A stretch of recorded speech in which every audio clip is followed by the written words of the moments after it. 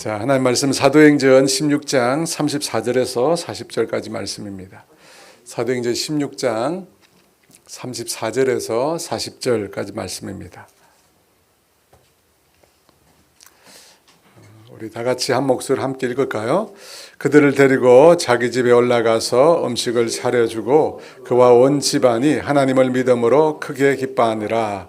날이 새매 상관들이 보아를 보내어 이 사람들을 놓으라 하니 간수가 그 말대로 바울에게 말하되 상관들이 사람을 보내어 너희를 놓으라 하였으니 이제는 나가서 평안히 가라 하거늘 바울이 이르되 로마 사람인 우리를 죄도 정하지 아니하고 공중 앞에서 때리고 옥에 가두었다가 이제는 가만히 내보내고자 하느냐 아니라 그들이 친히 와서 우리를 데리고 나가야 하리라 한데 부하들이 이 말을 상관들에게 보고하니 그들이 로마 사람이라 하는 말을 듣고 두려워하여 와서 권하여 데리고 나가 그 성에서 떠나기를 청하니 두 사람이 옥에서 나와 루디아의 집에 들어가서 형제들을 만나보고 위로하고 가니라. 아멘.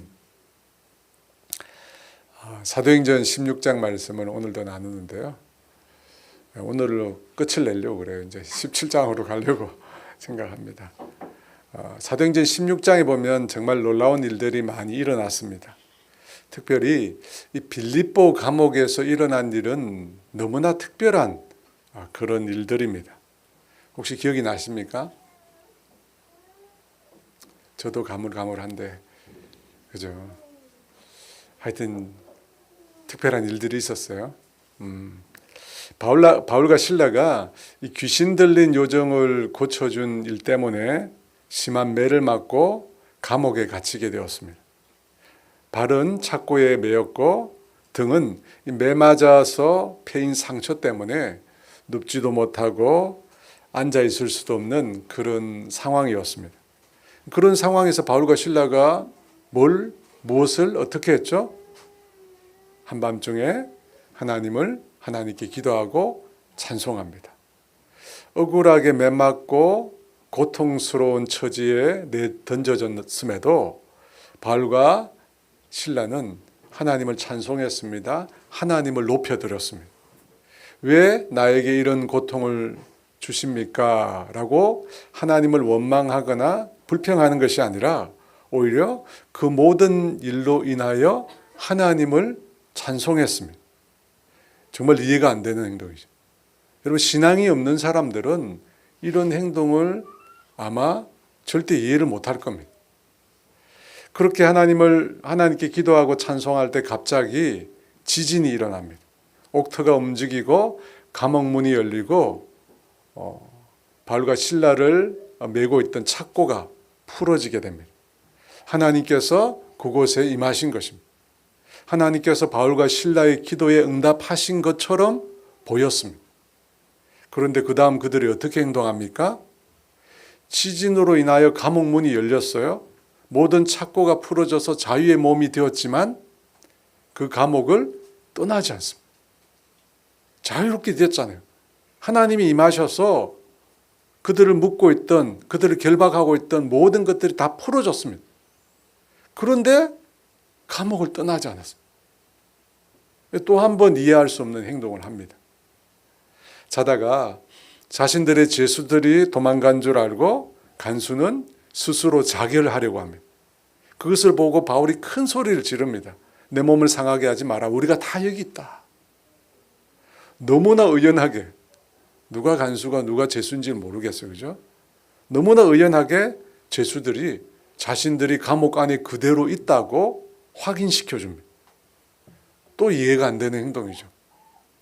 우리가 다 여기 있다. 여러분, 이 말은 간수의 입장에서는 상상조차 하기 힘든 말입니다. 감옥 문이 열렸는데 왜 죄수가 그 안에 있겠습니까? 그럴 리는 없습니다. 지금이나 예전이나 죄수들은 틈만 나면 타러 가려고 하잖아요. 틈만 나면 떠나려고 해요. 그런데 그대로 있는 거예요. 우리가 다 여기 있노라. 감옥 문이 열렸음에도 감옥 문을 나서지 않았습니다. 여러분, 바울과 실라는 억울하게 매를 맞았어요. 그죠? 조롱당하고 착고에 채워진 채로 고통을 당하고 있습니다. 그럼에도 열려진 그 감옥 문 밖으로 나가지 않았습니다. 그곳을 떠나도 아무도 바울과 실라를 비난할 수 없습니다. 그들은 억울한 일을 당했고 감옥에 있을 만한 사람들이 아닙니다. 그럼에도 그곳을 떠나지 않았어요. 그 모습을 보고 간수가 무서워 떨면서, 성경 표현에 무서워 떨면서 그들 앞에 엎드립니다. 그러면서 이 말을 합니다. 선생들이여. 무슨 말이라고 했어요? 티처. 이거 아니에요. 티처가 아니에요. 티처가 아니고 큐리오이. 신적인 존재를 가리키는 큐리오스의 복수형입니다. 그러니까 간수는 바울과 실라를 신적인 존재로 확신했다는 겁니다. 그래서 그 앞에 무서워 벌벌 떨면서 엎드린 겁니다. 그러면서 그러죠. 내가 어떻게 해야 구원을 얻겠습니까? 여러분, 자신의 죄수들이 사라졌을 때 간수는 스스로 목숨을 끊으려고 했습니다. 그 일을 경험하고 난 다음 간수는 죽음의 공포, 그리고 구원의 절박성, 그죠? 죽음의 공포와 구원의 절박성을 함께 느끼게 되었습니다. 그래서 어떻게 하면 내가 지금 이 상황에서 구원을 얻을 수 있겠느냐? 바울과 실라에게 묻게 된 것입니다. 왜? 그들이 큐리오이니까. 그때 바울이 주 예수를 믿으라. 주 예수를 믿으라. 그리고 간수와 그 가족들에게 복음을 전합니다. 그리고 세례를 베풀고 그들 모두가 예수를 믿게 됩니다. 간수는 바울과 실라를 데려다가 상처를 치료해 줍니다.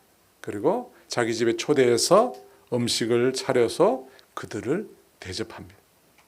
온 집안이, 그곳에 있던 온 가족들이 다 예수님을 믿음으로, 하나님을 믿음으로 기뻐하게 되었다고 합니다. 여러분, 그리고 난 다음에, 이제 오늘 설교가 이게 붙은데요. 그리고 난 다음에 어떻게 됩니까? 그리고 난 다음에 일이 어떻게 돼요? 바울과 실라가 어떻게 하죠? 다시 감옥으로 되돌아갑니다.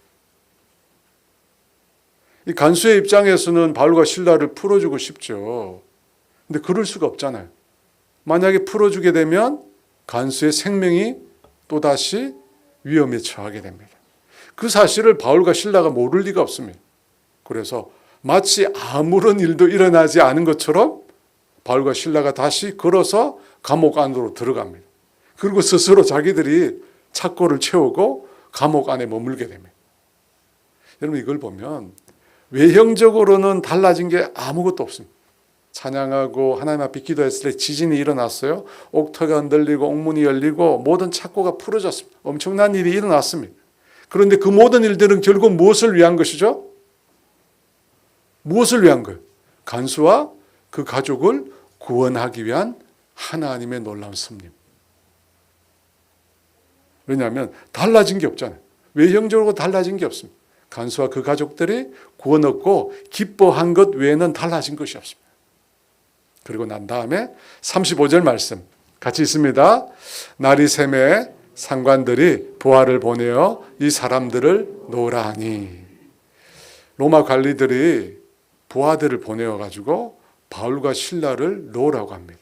방면이라고 그러죠. 방면. 여러분, 왜 갑자기 풀어주려고 하는 것일까요?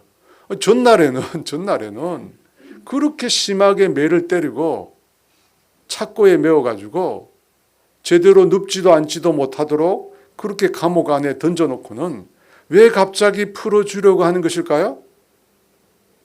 추측해 보기는 이 바울과 실라가 행한 일이 그렇게 중대한 심각한 죄가 아니었다는 것을 관리들이 안 거예요. 심각한 문제가 아니에요. 사실 제대로 조사를 안 했거든요. 바울과 실라를 고발하는 사람들의 말에 쉽게 동조해서 성급하게 판단을 내린 거예요. 16장 20절에 보면 이 귀신 들린 여인을 통해서 돈을 벌게 된 주인이 바울과 실라를 상관, 로마 관리들인데요. 집정관이라고 합니다. 집정관에게 데리고 와서 이런 말을 해요. 20절, 21절 말씀 같이 볼까요? 상관들 앞에 데리고 가서 말하되 이 사람들이 유대인인데 우리 성을 심히 요란하게 하여 로마 사람인 우리가 받지도 못하고 행하지도 못할 풍속을 전한다 하거늘. 여러분, 이 사람들은, 고발하는 이 사람들은 로마 관리들이 유대인에 대한 감정이 좋지 못하다는 사실을 이용했습니다. 당시 유대인들은 어디를 가나 미움의 대상이거든. 그런 유대인에 대한 적개심을 불러일으키면서 그들에게 거짓 모함을 합니다. 여러분, 로마 사람들이 식민지를 다스리고 있던 로마 사람들이 제일 싫어하는 게 뭐냐면 질서를 깨트리는 일입니다. 그래서 그 얘기를 하잖아요. 바울과 실라가 로마 사람들인 자신들도 행하지 못하는 풍속을 전한다면 그 소식을, 그 도시를 소란하게 만든다. 정작 사건이 발생하게 된, 그죠? 귀신 들린 요종 관한 얘기는 이런 방구도 없습니다. 그 얘기는 없어요. 그리고 거짓으로 모함을 합니다. 게다가 군중들까지 매수를 해요. 군중들까지. 관리들을 속이고 군중 심리를 선동해서 결국 바울과 실라의 옷을 벗기고 그들을 매질합니다. 그리고 깊은 감옥 속에 던져 넣었습니다. 마치 중죄인처럼 당장 상장 사형이라도 취할 것처럼 그렇게 대우를 한 겁니다. 그런데 알고 보니까 어때요? 심각한 일이 아니거든요. 중하게 처벌할 만한 죄가 아니었습니다. 그래서 어떻게 해요? 그 다음날 슬그머니, 자신들도 오지 않고 슬그머니 부하를 보내어서 바울과 실라를 방면한 거예요. 그냥 평안히 가라는 거예요. 여러분, 그 소식을 전하는 간수, 이 간수가 그 간수예요. 간수요, 얼마나 기뻤겠습니까? 그래서 바울과 실라에게 와서 말을 합니다. 상관들이 사람을 보내어서 너희를 놓아주라고 했으니 이제 평안히 떠나십시오. 말을 전합니다. 그런데 여러분, 그 다음 어떻게 되죠? 평안히 떠납니까? 그렇지 않죠. 사도 바울은 전혀 예상할 수 없는 행동을 합니다. 37절 말씀 우리 같이 읽어볼까요?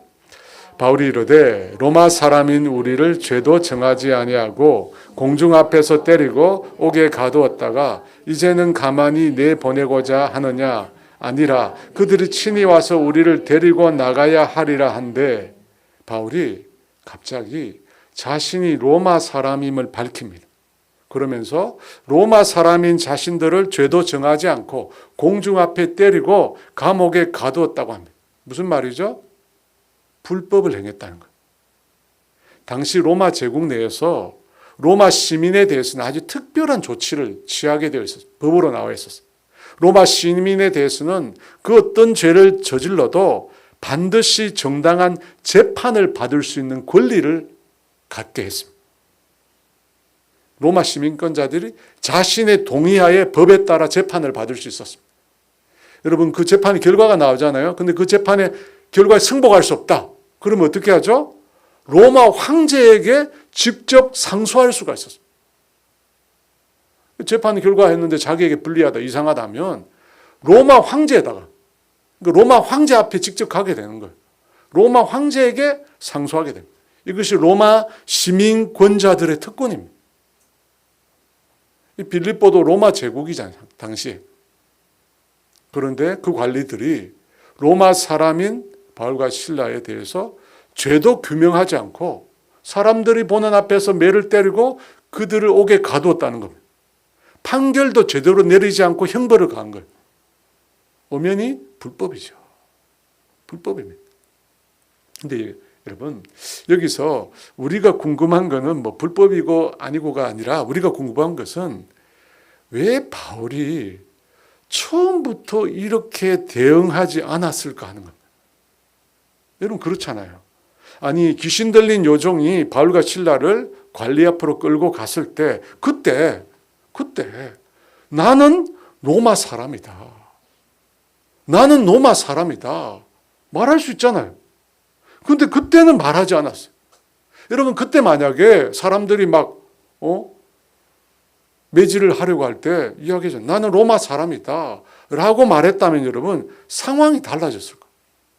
매를 맞는 일도 없었을 거고 감옥에 갇히는 일도 없었을 것입니다.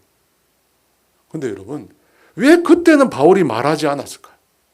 아무 말도 하지 않다가 갑자기 이제는 그냥 가라고 말하니까 그때 와서 로마 시민입니다.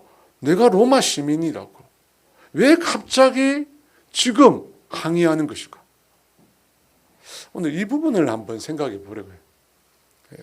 워낙 그 16장에는 이상한 일이 많았기 때문에. 근데 특별히 저는 이 말씀을 읽으면서 왜 바울이 아니 로마 시민이라고 처음부터 얘기했으면 그런 고난을 당하지 않아도 될 텐데 왜 그때는 가만히 있다가 이제 괜찮다고 이제 떠나가라고 말하는 그 순간에 갑자기 로마 시민인데 왜 죄도 정하지 않고 공중 앞에 때리고 감옥에 가두었느냐라고 항의를 하는 것일까요? 너무 급작스럽게 이런 생각을 해볼 수 있습니다. 너무 갑자기 끌려가서 그때는 자신이 미처 로마 시민이라고 하는 것을 생각하지 못했을까요? 너무 갑자기 끌려갔잖아요. 그러다가 한밤중에 기도하고 찬양하고 또 지진이 일어나고 간수와 그의 가족이 구원받는 일이 일어나고 그러면서 비로소 내가 로마 시민이지. 비로소 이제 내가 로마 시민이지 라고 생각이 들었던 것일까요? 어떻게 생각하십니까? 그게 아니면 사도 바울이 고난을 사모했을 걸까요? 이건 더 황당한 일이긴 한데요. 이전에 루스드라 지역의 성도들에게 바울이 그런 말을 했어요. 우리가 하나님 나라에 들어가려면 어떻게 해요? 많은 환난을 겪어야 된다. 그러니까 고난이라고 하는 것은 우리가 예수 믿는 사람으로 당연한 것이라. 고난은 받으면 받을수록 영광이 커지니까. 그래서 처음부터 로마 사람이라고 말하지 않았다는 거예요. 고난 좀 받아보려고. 여러분, 정말 바울이 사서 고난을 받는 그런 사람일까요? 고난의 계급장을 쌓기 위해서. 고난의 이제 계급장을 많이 쌓아서 이제 별까지 달려고. 자원한 고난인, 이런 것일까요? 생각해보면 그건 좀 아니잖아요. 이런 사람은 메조키스트라고 해요. 그죠? 고통받으면 쾌락을 느끼는 사람. 이게 메조키스트라고 해요. 여러분, 이 사람은 병적인 사람이에요. 저는 바울이 그런 병적인 쾌락 때문에 고난받기를 즐겼다 생각하지 않습니다. 그건 아닌 것 같아요. 그러면 왜 이제야 바울이 자신이 로마 시민인 것을 밝히는 것일까요? 한번 생각해 보세요. 왜 갑자기 이제 나갈 때 돼가지고 갑자기 로마 시민이라고. 제가 볼 때, 제가 생각하고 묵상하면서 내린 결론은 뭐냐면, 제가 볼 때 평소 바울은 자신이 로마 시민이라는 사실을 별로 의식하지 않았던 것 같아요. 평소에 자신이 로마 시민이라고 하는 생각을 많이 하지 않았던 것 같아요. 그래서 지금 자신이 로마 시민임을 밝히면서 항의하는 것은 평소의 생각이 아닌 거예요. 평소에 그런 생각 안 해봤어요. 그런데 그날 갑자기 우연히 그런 생각이 든 것 같아요. 그런데 이 우연히 떠오르는 이 생각이 나중에 바울의 사역과 삶에 아주 중요한 영향을 끼칩니다. 너무나 우연히 로마 시민임을 자신이 자각했는데 이것이 여러분 나중에 아주 바울의 삶에 영향을 미쳐요. 여러분, 바울은 아시겠지만 너무나 극적으로 주님을 만난 사람입니다. 그는 예수 믿기 이전에 예수 믿는 사람을 핍박했던 사람. 핍박도 그냥 핍박이 아니라 어떤 핍박이에요? 도시락 싸서 원정까지 가면서 핍박한 사람. 여러분 230km예요. 예루살렘에서 다메섹까지 그 먼 거리를 자원했어요. 누가 가라고 한 거 아닙니다. 자기 스스로 결정해서 자기 의지로 대제사장을 찾아가서 공문을 달라. 그래서 공문을 가지고 다메섹에까지 가서 예수 믿는 사람을 붙잡아 오려고 했던 사람입니다. 열심 중에 특심을 가진 사람. 여러분, 그런 극성을 가진 핍박자였기 때문에 그가 예수를 믿고 난 다음에는 어떻게 되죠? 완전히 정반대가 됩니다. 예수 믿기 전에는 예수 믿는 사람들 그토록 핍박했는데 예수를 믿고 난 다음에는 어떻게 돼요? 예수를 위하여 자기 목숨을 버린, 물불을 안 가리는 사람으로 바뀌게 돼요. 그것과 그거 항상 통하잖아요. 그래서 바울이 뭐라고 자기의 심정을 얘기하느냐면 빌립보서 3장 7절과 9절에 이런 말을 합니다. 우리 같이 읽어볼까요? 무엇이든지 내게 유익하는 것을 내가 그리스도를 위하여 다 해로 여길 뿐더러 또한 모든 것을 해로 여기면 내 주 그리스도 예수를 아는 지식이 가장 고상하기 때문이라. 내가 그를 위하여 모든 것을 잃어버리고 배설물로 여김은 그리스도를 얻고 그 안에서 발견되려 함이니 내가 가진 의는 율법에서 난 것이 아니요 오직 그리스도를 믿음으로 말미암은 것이니 곧 믿음으로 하나님께로부터 난 의라. 여러분, 예수를 믿고 난 다음에는 무엇이든지 그 이전에 내게 유익하던 것을 그리스도를 위하여 어떻게 여긴다고 합니까? 해로 여긴대. 자신이 그 이전에, 예수 믿기 이전에 자신에게 중요했던 일들, 가치 있던 일들, 자신의 자랑거리들을 해로 여긴대요. 8절에는 뭐라고요? 배설물로 여겨. 배설물을 사랑해서 가까이 한 사람 없잖아요. 그러니까 여러분, 바울은 예수 믿기 이전까지 자신의 출생, 성장, 신분, 교육, 여러분 이 모든 것들을 굉장히 중요하게 여겼습니다. 자신의 캐리어라고 그래요. 굉장히 중요하게 여겼는데 믿고 난 다음에는 그렇게 유익했던 그 캐리어들을 전부 해로운 것으로 배설물로 여긴 겁니다. 여러분 그 가운데 바울이 로마 사람인 것도 포함되어 있어요. 그 내용에 보면 자신이 어디에서 태어났고 자신이 바리새인이고 히브리인이고 이런 내용 다 들어요. 어디에서 교육을 받았고 그 모든 일들, 자신의 자랑거리로 여겼던 일들을 예수 믿고 난 다음에는 다 해로 여겼다. 다 갖다 버린 거예요. 무엇을 위해서? 예수님만을 위해서. 오직 예수님만을 위해서. 여러분 이 표현을 보면 바울이 성격이 드러나요. 여러분 바울은 어떤 사람인 것 같아요? 굉장히 극단적인 사람. 성격이요. 불같은 사람. 불같은 사람. 우리말로 그런 거 있죠.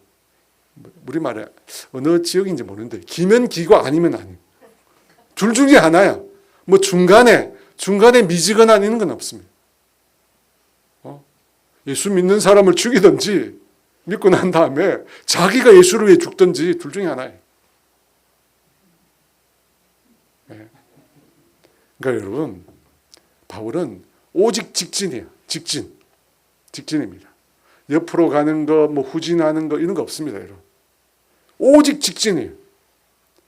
그것을 우리가 잘 알 수 있는 사건이 있었어요.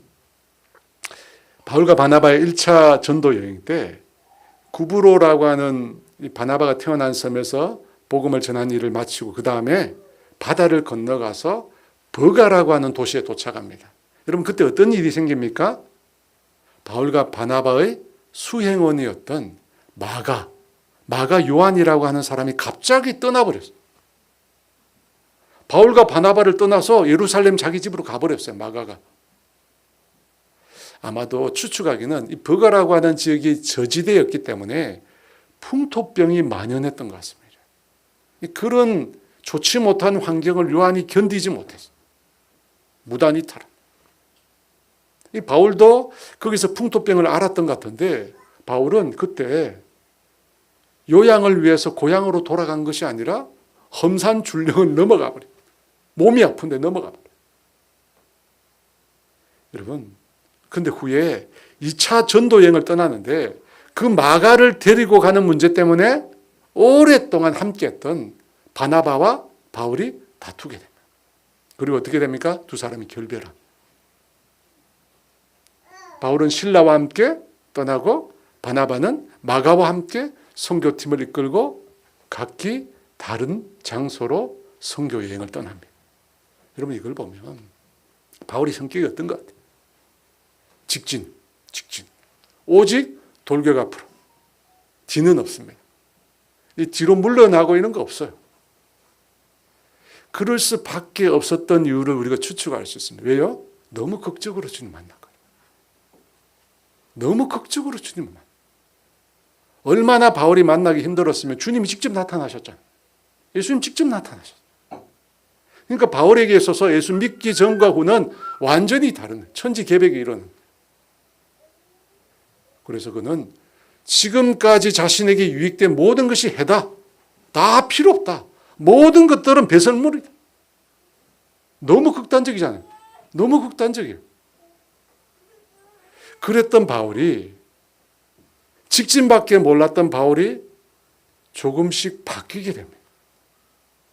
무슨 일로 바뀌게 됐죠? 사도행전 16장 6절과 7절 말씀 같이 읽어볼까요? 성령이 아시아에서 말씀을 전하지 못하게 하시거늘 그들이 부르기아와 갈라디아 땅으로 다녀가 무시아 앞에 이르러 비두니아로 가고자 애쓰되 예수의 영이 허락하지 아니하시는지라. 바울이 2차 전도여행을 계획한 이유가 뭐냐면 1차 전도여행 때 복음을 전하고 교회를 세웠는데 그곳의 성도들이 어떠한가 형편을 알아보기 위해서였습니다. 그래서 2차 전도여행을 떠났는데 1차 전도여행의 마지막 방문지였던 더베와 루스드라를 먼저 찾아갔습니다. 가보니까 여러분 교회 성도들이 믿음으로 굳건히 서고 교회가 갈수록 부흥하는 거예요. 그걸 보고 바울은 이 분위기를 이어서 계속해서 아시아에서 복음을 전하려고 했습니다. 아시아에서.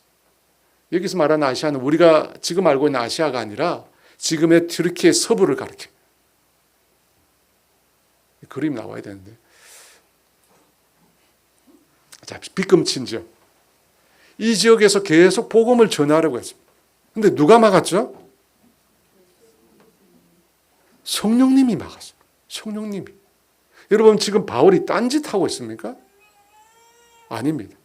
자신을 위해서 뭐 하고 있는 게 아니고 오직 복음을 위해서 복음을 전하고 있습니다. 그런데 성령님이 막아버리죠. 그러니까 바울이 방향을 틉니다. 아, 여기가 아닌가? 그래서 무시아라는 곳에 이르러서 비두니아 지역으로 가려고 합니다. 화살표가 있죠. 비두니아. 서쪽이 아니라 다시 북쪽으로 올라가려고 합니다. 근데 그 일도 어떻게 됩니까? 예수의 영, 성령님께서 또다시 허락하지 않습니다. 여러분 왜 성령님이 이렇게 하십니까? 왜 자꾸만 복음을 전하겠다는데 왜 가로막으십니까? 다른 계획이 있었던 거죠. 주님은 바울로 하여금 이제는 아시아가 아니라 아시아를 떠나서 유럽 땅에 복음을 전하게 하려는 계획을 가지고 계셨던 것입니다. 그래서 계속 막으신 거예요. 여러분 처음은 바울이 1차 복음을 전했던 그곳에 가서 바울이 그 성도들의 형편을 돌아보고 믿음을 견고하기 위해서 2차 전도 여행을 떠난 거예요. 그런데 그곳에서 부흥하고 있으니까 그 옆 지역을 가려고 하는데 성령님이 계속 제지하고 방향을 바꾸시는 거예요. 그래 깨달은 거예요. 아, 내가 계속해서 직진하려는데 이 직진하는 길만이 아니구나. 방향이 바뀔 수 있구나. 직진만이 아니라 이제는 옆으로도 가고 뒤로도 가고 바울이 그걸 경험합니다. 왜냐하면 지금까지 복음이면 다 된다고 생각해요. 앞으로는 무조건 전진하면 다 된다고 생각해요. 근데 그게 아닌 거예요. 옆으로도 가고 바다 건너도 가고 뒤로도 가고. 여러분 이것이 바로 경험에서 나온 통찰, 경험에서 나온 지혜라는 것입니다. 이 경험이지. 여러분 축구도 그렇습니다. 오래간만에 축구 얘기도 하는데 축구도 그래요. 여러분 축구도 계속 앞으로만 패스하는 사람들, 계속 앞으로. 공만 잡으면 무조건 직진해요. 여러분 이런 사람은 수비 입장에서 막기가 쉬워요. 막기가 쉬워. 막으면 계속 앞으로만 가면 뭐 나중에 딴 데로 가잖아요. 앞으로만 가면. 여러분 그런 축구는 초보 축구입니다. 공만 잡으면 무조건 앞으로 가는 축구, 초보 축구예요. 이 수비 입장에서 힘든 선수들이 누구냐? 자꾸 옆으로 패스하고 막 뒤로 패스하고 패스가 어디로 갈 줄 몰라. 앞으로 갔다가 옆으로 갔다가 뒤로 갔다가. 여러분 그 사람이 수비하는 입장에서 훨씬 힘들고 위협적. 여러분 마찬가지. 바울이 유럽으로 넘어가면서 그걸 배우기 시작한 거예요. 길이 앞으로만 가는 게 아니다. 뒤로도 갈 수도 있고 옆으로도 갈 수 있고 다른 방향으로도 갈 수 있다는 거예요. 여러분 그 이전에는 바울이 그런 거 몰랐어요. 극단적이었어요.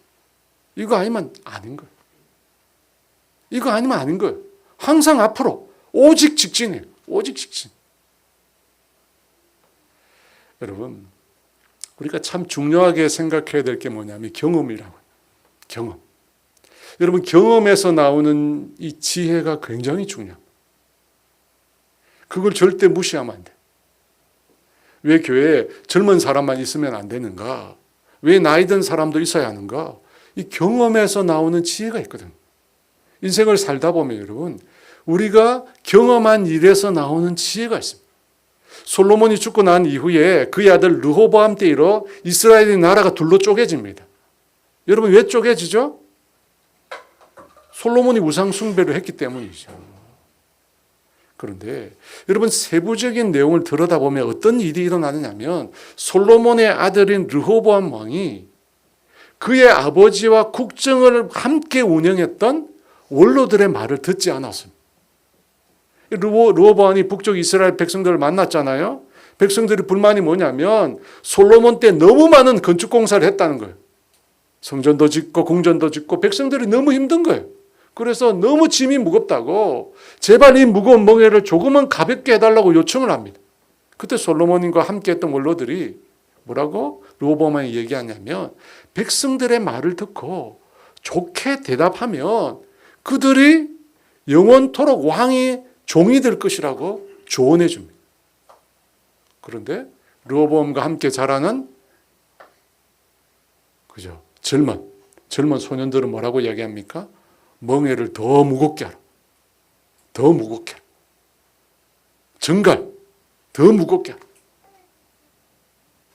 그 소년들의 말을 들었다가 나라가 둘로 쪼개집니다. 여러분 이 경험에서 나오는 지혜를 무시하면 안 됩니다. 여러분 우리가 알잖아요. 지혜라고 하는 것은 정보가 아닙니다. 정보는 지식이고요.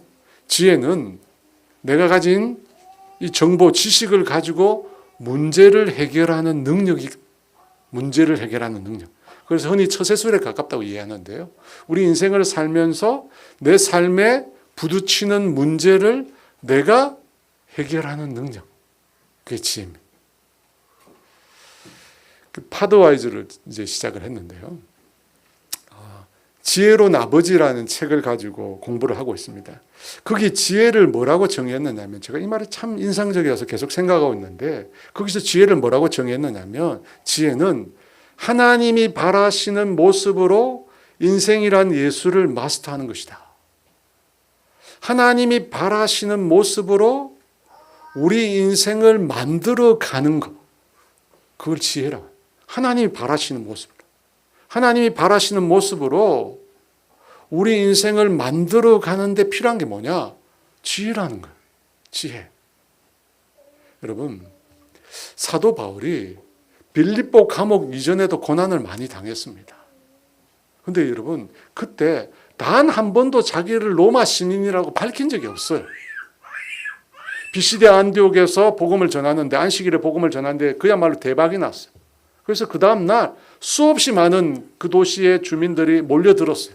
그런데 그때 그 안식일 회당의 유대 종교 지도자들은 바울을 시기하기 시작했어요. 그래서 바울에 대해서 중상모략을 합니다. 그래서 사람들을 선동해서 바울과 바나바를 그 도시에서 추방해냅니다. 근데 그때 바울이 나 로마 사람이야 그런 말 한 적 없습니다. 그렇게 해서 그 다음 찾아간 곳이 이고니온입니다. 이고니온에서도 말씀을 전하는데 아주 능력 있게 전하거든요. 그러니까 비시디아에서 있던 그 유대인들이 소식을 듣고 이고니온까지 왔어요. 그리고 돌을 들어서 바울을 치려고 했습니다. 어쩔 수 없이 바울이 그곳을 또 떠나게 됐습니다. 그곳을 떠나면서 나 로마 사람이야 나를 함부로 대하지 마 이런 말 한 적 없습니다. 여러분 루스드라에서는 비시디아 이고니온에서 온 유대인들이 결국 돌을 들어 바울을 쳐서 죽입니다. 그리고 성 밖에다가 바울을 갖다 내버립니다. 여러분 바울이 그때 나 로마 사람이야. 나를 함부로 대하지 마. 라고 밝히기만 했어도 절대로 그 사람들이 그렇게 할 수 없습니다. 로마 시민권자를 함부로 불법적으로 처벌할 수가 없다니까요. 그런데 바울은 그때도 자신이 로마 사람임을 밝히지 않았습니다. 빌립보에서도 억울하게 매를 맞고 착고에 매여 감옥에 갇히는 신세가 되었습니다. 그럼에도 로마 사람임을 밝히지 않았어요. 그런데 왜 갑자기 로마 사람임을 밝히기 시작한 것일까? 경험이지. 앞서도 살펴보았듯이 바울은 성령님의 인도함을 경험했어요. 여러분, 성령님의 인도함을 경험하면서 항상 오케이만이 아니라 거절도 경험했습니다. 성령님께서 막아서서 가지 못하도록, 복음을 전하지 못하도록 하는 것도 경험했습니다. 여러분, 그 일을 통해서 바울이 어떻게 되었어요? 점점 극단적인 사고를 가진 사람에서 그 사고가 유연해지기 시작해요. 점점 유연해지기 시작해요. 여러분, 이전에는 직진밖에 몰랐어요. 실수나 잘못, 연약함 용납하지 않아요. 무조건 직진이에요. 그래서 막아도 함께 못 간 거잖아요. 갈 수 없다는 거예요. 너같이 허약한 놈은 데려갈 수 없다는 겁니다. 하지만 하나님의 인도함을 경험하면서 그의 사고가 달라지기 시작해요. 진리에 대해서, 그리스도의 복음에 대해서는 한치의 양보도 해서는 안 됩니다. 하지만 그렇지 않은 부분에 있어요. 복음의 진리 아닌 부분에 대해서는 유연한 사고를 갖게 돼요. 유연한 사고. 여러분, 분명히 바울은 그가 말한 대로 지금까지 예수 믿기 전까지 자신에게 유익한 모든 것을 다 해로 여겼어요.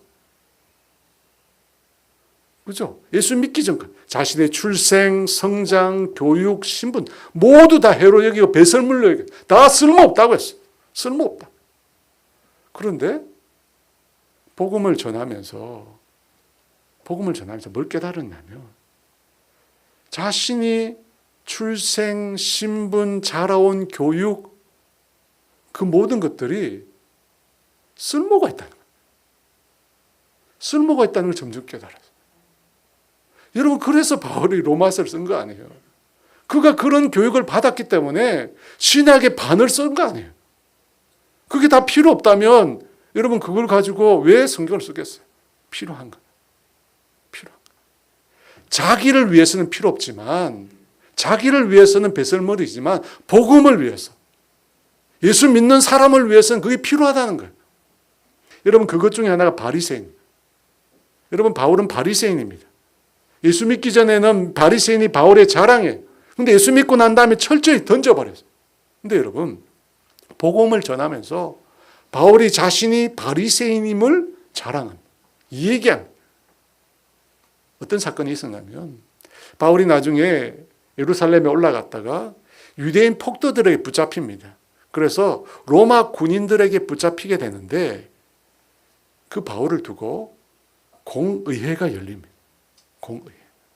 유대인 종교 지도자들이 모여가지고 바울의 죄목을 지적하고 바울이 잘못한 일을 추궁하는 거예요. 여러분, 그 현장에서 바울이 뭐라고 얘기한지 아십니까? 자기가 바리새인이래. 바리새인. 자기가 바리새인이기 때문에 지금 붙잡히게 됐다. 사도행전 23장 6절과 7절 말씀 같이 읽어볼까요? 바울이 그중 일부는 사두개인이요 다른 일부는 바리새인인 줄 알고 공회에서 외쳐 이르되 여러분 형제들아 나는 바리새인이요 또 바리새인의 아들이라 죽은 자의 소망 곧 부활로 말미암아 내가 신문을 받노라. 그 말을 한즉 바리새인과 사두개인 사이에 다툼이 생겨 무리가 나누어지고. 사도 바울이 자신에게 유익한 모든 것을 해로 여긴다고 할 때 그 항목 속에 바리새인 나와요. 자기에게 전혀 필요 없는 배설물이에요. 그런데 지금 자신이 바리새인이라고 말합니다. 여러분, 그 말을 통해서 사두개인과 바리새인 사이에 다툼이 일어납니다. 그리고 그 공의회가 무산이 됩니다. 여러분, 이런 모습은 이전의 바울에게는 찾을 수 없습니다. 바울이 오직 직전이에요. 여러분, 경험을 통해서 하나님의 인도하심을 그가 지금까지 경험해 가면서 깨달은 거죠. 진리에 대해서는 한치도 양보해서는 안 됩니다. 하지만 그렇지 않는 것에 대해서는 어떻게 해요? 유연한 사고.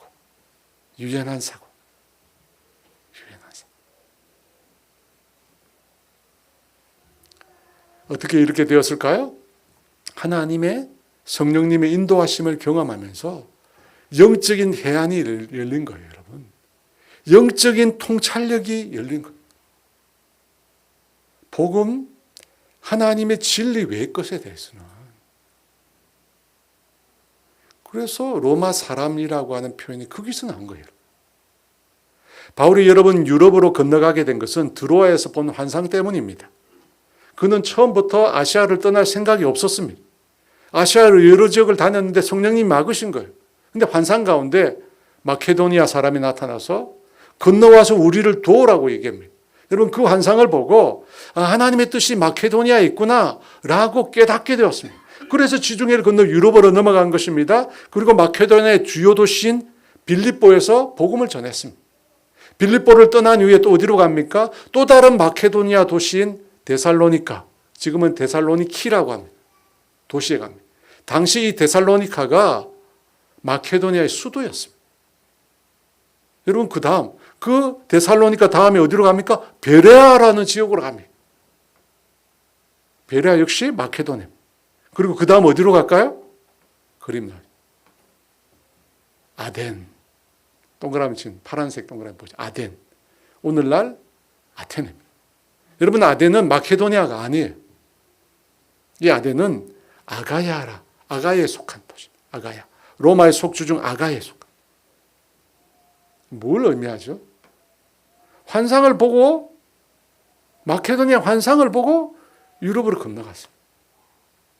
하지만 마케도니아에만 복음을 전하라는 뜻이 아니에요. 그곳을 떠나지 말라는 게 마케도니아를 넘어 또 다른 지역으로 복음을 전하라는 뜻이에요. 이 바울이 지금의 하나님의 인도하심을 계속 느끼면서 눈이 열린 거예요. 이곳만이 아니구나. 하나님의 뜻이 다른 곳에도 있구나. 영적인 통찰이 막 생기는 거예요. 그래서 그 다음 아가야 지방으로 갔습니다. 그리고 그 다음에 어떻게 되었을까요? 사도행전 19장 21절 같이 있습니다. 이 일이 있은 후에 바울이 마케도니아와 아가야를 거쳐 예루살렘으로 가기로 작정하여 이르되 내가 거기 갔다가 후에 로마도 하나님의 인도하심을 계속 지속적으로 경험하면서 여러분 이게 중요해요. 여러분 갑자기 영안이 열리는 게 아닙니다. 갑자기 하나님이 행하실 일들이 막 마음속으로 막 떠오르고 그런 거 아니에요. 하나님의 인도하심을 충분히 깊이 경험하면서 그걸 경험하면 경험할수록 어떻게 돼요? 영적인 해안, 영적인 통찰력이 열리는 거예요. 그래서 바울은 하나님께서 결국 자신을 어디로 이끌어 가실지 깨닫게 돼요. 결국 하나님이 로마까지 나를 이끌어 가시겠구나. 그런 하나님의 인도하심에 대한 눈이 열리는 거예요. 실제로 하나님이 그 일을 계획하십니다. 사도행전 23장 11절 말씀 있습니다. 그날 밤에 주께서 바울 곁에 서서 이르시되 담대하라. 내가 예루살렘에서 나의 일을 정언한 것 같이 로마에서도 정언하여야 하리라 하시다. 하나님이 하신 말씀이에요. 하나님. 로마에서. 여러분, 바울에게 있어서 로마의 시민권자, 로마의 시민권이라고 하는 것은 예수를 믿고 난 다음에 해로 여겼던 것입니다. 배설물이었어요. 그런데 성령님의 인도함을 따라 하나님의 역사, 하나님의 일을 해가면서 그 시민권이 자신을 위해서는 해로 여기는 것이지만 복음을 위해서, 주님의 교회를 위해서 그것이 사용될 수 있다는 것. 여러분 그걸 깨달은 게 빌립보 감옥이에요. 빌립보 감옥이 바울로 하여금 그것에 대한 해안을 열어준 거예요. 나중에 여러분 예루살렘에서 유대인들에게 체포당하잖아요. 그때 바울이 자신이 로마 시민으로서 누구에게 상소를 하죠? 자신의 문제를? 로마 황제에게. 왜 그렇게 합니까? 로마로 가려고. 하나님의 인도하심이 로마의 땅을 깨달은 거예요. 로마로 가려고. 사도행전 25장 24, 25절 말씀 같이 읽어볼까요? 베스도가 말하되 아그리빠 왕과 여기 같이 있는 여러분이여, 당신이 보는 이 사람은 유대의 모든 무리가 크게 외치되 살려두지 못할 사람이라고 하여 예루살렘에서와 여기서도 내게 청원하였으나 내가 살피건대 죽일 죄를 범한 일이 없더이다. 그러나 그가 황제에게 상관고로 보내기로 결정한. 기가 막힌 일이에요. 여러분, 하나님의 인도하심을 그가 쭉 자기 인생 가운데 경험하면서 깨닫게 된 놀라운 영적인 통찰입니다. 하나님의 지혜로 하나님이 원하시는 삶을 만들어가고 있는, 하나님이 원하시는 그 목표지로 바울이 나아가고 있다. 우리에게 이게 필요해요. 그죠? 이게 필요합니다. 이게 필요해요. 우리가 5년에 10년에 하나님 나를 어디로 인도하실까? 그죠? 하나님 내 인생에 도달해야 될 내가 목적지는 어디일까? 어떻게 한다고요? 하나님과 교제하면서 그의 일생을 통해서 하나님의 인도하심을 경험해 갈 때 그것에 대한 눈이 열리는 거예요. 눈이 열리는 거예요. 여러분, 바울이 로마인이라고 말함으로 위기를 벗어나는 것, 이것이 비열한 짓일까요? 이렇게 생각하는 사람이 있어요. 아니, 복음을 위해서 고난을 받아야지 왜 고난을 회피하느냐? 이 비겁한 짓 아니냐? 그렇지 않습니다. 비열한 짓도 비겁한 짓도 아닙니다. 이 하나님의 지혜죠. 하나님의 지혜. 고난을 피하는 것을 비겁한 일이라고 생각하면 안 돼요. 왜냐하면 바울이 한 말이 거짓이었거든요. 만약에 바울이 자기 유익을 위해서 누군가를 속였다면 문제죠. 하지만 여러분, 바울은 누군가를 속인 적이 없습니다. 여러분, 비열한 속임수와 지혜의 차이점이 뭐냐면 속성이 달라요. 속임수는 거짓이지만 지혜는 참입니다. 여러분, 기억하실 게 있어요. 하나님의 지혜와 이 세상의 비열한 속임수, 비겁한 속임수가 어떻게 다른가? 참과 거짓의 차이. 하나님의 지혜는 절대 거짓이 없습니다. 야고보 3장 17절에 하나님의 지혜의 속성을 이렇게 말합니다. 같이 읽어볼까요? 오직 위로부터 난 지혜는 첫째 성결하고, 다음에 화평하고, 관용하고, 양손하며, 긍휼과 선한 열매가 가득하고, 편견과 거짓이 없나니. 여러분, 하나님 일 한다고 거짓말하는 거, 속이는 거 하나님께로부터 나온 게 아니에요. 목표는 내가 하나님을 위해서 한다고. 근데 뒤에서는 그죠? 온갖 잘못된 방법들을 동원하는 거 하나님께로부터 난 지혜가 아니에요. 하나님의 방법도 아닙니다. 하나님의 지혜는 나와 있잖아요. 성결하고 화평을 이루고 관용하고 양손하고 긍휼과 선한 열매가 가득하고 편견과 거짓이 없다. 여러분, 하나님의 지혜는 그런 거예요. 여러분, 그런 걸 추구해야 돼요. 내가 대의를 위해서, 주님을 위해서, 복음을 위해서 한다면서 온갖 거짓과 잘못된 방법을 동원하는 것, 하나님께로부터 난 지혜가 결코 아닙니다. 여러분, 비열한 속임수 지혜, 하나님의 지혜 또 다른 점은 지향점이 다르죠. 여러분, 속임수는 자신의 당장의 이익을 쫓습니다. 자기 이익을 위해서 한 거예요. 하지만 하나님의 지혜는 뭐예요? 하나님께로부터. 그리고 하나님을 향하는 거예요. 하나님을 향하는 거예요. 하나님께서 지금까지 나를 어떻게 인도해 오셨는지. 여러분, 그것을 깊이 여러분 묵상해 보십시오. 여러분, 그걸 깨달으면 앞으로 하나님 나를 어떻게 인도해 가실지도 열리게 돼요. 열리게 돼요. 그렇지 않아요? 하나님의 인도하심은 여러분, 우리 인생을 향하여 하나님 인도하심은 동일하게 우리를 끌어가시고 하나님 원하시는 방향. 바울은 로마로 가게 될 것을 알았습니다. 깨달았어요. 그래서 로마 사람이라고 하는 자기 신분을 끄집어내었습니다. 사랑하는 여러분, 하나님의 인도함을 받아야 합니다. 하나님의 인도함을 받으면 나타나는 일이 뭐냐? 영적인 해안이 열려요. 통찰력이 생깁니다. 하나님이 행하실 일들이 마음속에 막 그려져요. 아, 하나님이 이렇게 행하시겠구나. 여러분, 그 하나님의 인도하심을 경험한 사람에게 나오는 게 지혜지. 앞서도 말씀드렸지만 파더와이즈 하잖아요. 지혜로운 아버지. 제가 오늘 얘기 계속 하는 이유가 있어요. 나중에 기도하자고 하는 얘기예요. 지혜로운 아버지.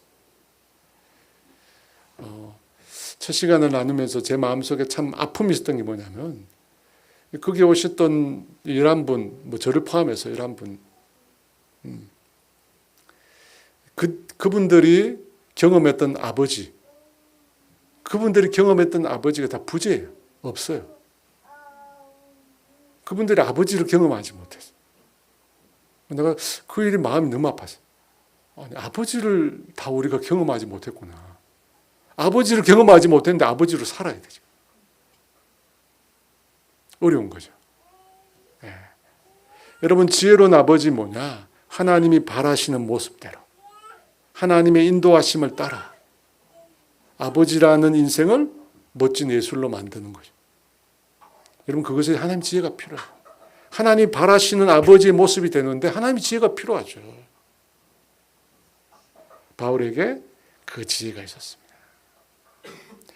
그러면 여러분, 어떻게 하면 우리가 그 지혜를 얻을 수 있을까? 제일 먼저는 하나님의 말씀을 들어야 되죠. 하나님의 인도하심을 내가 경험해야 되죠. 그런데 그것에 앞서서 하나님의 말씀을 듣고 하나님의 인도하심을 경험해야 되는데, 그것에 앞서서 제일 먼저 선행되어야 될 게 있어요. 그게 뭐냐? 먼저 완고한 마음을 버려야 돼요. 완고한 마음. 바울이 그랬잖아요. 직진남이야. 바울은 직진남. 우리 주변에 많잖아요. 직진남. 후퇴가 없어요. 옆으로 가는 것도 없어요. 오로지 직진이에요. 그런 사람들은 자기와 다른 생각을 가진 사람들을 수용하지 못한다. 바울이 그랬잖아요. 마가를 수용이 안 돼. 자기 기준이 안 맞거든. 앞서도 말씀드렸지만 여러분, 진리에 대해서는 한치의 양보도 하면 안 됩니다. 하지만 그렇지 않는 부분들은 어떻게 해야 된다고요? 유연해야 돼. 물처럼 유연해야 돼. 그래서 솔로몬은 지혜를 뭐라고 얘기했냐면 듣는 마음이라고 했어요. 듣는 마음. 들을 수 있어야 돼. 고집만 부르지 말고 들을 수 있어야 한다.